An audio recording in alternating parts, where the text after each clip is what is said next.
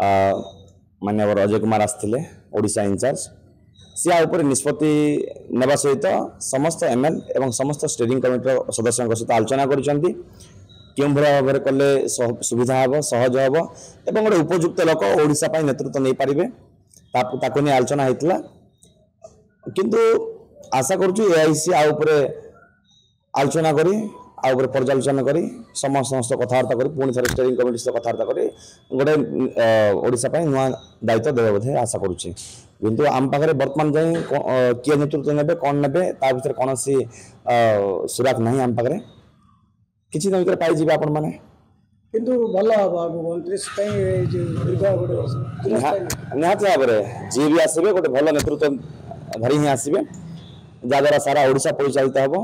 प्रत्येक grass root जमी कर्मी महल उत्कंठा आसो सहित आग्रह आसो दल सहित दल कम करने गोटे उत्साह आसो से भाया नेतृत्व ही दिज्व तेणु एआईसी पूरे रहा एआईसी जमी आगु तो से बाछी बाछी आनी समस्त सुहेला भाई लोक ही आणवे मुझे आशा करुँचे।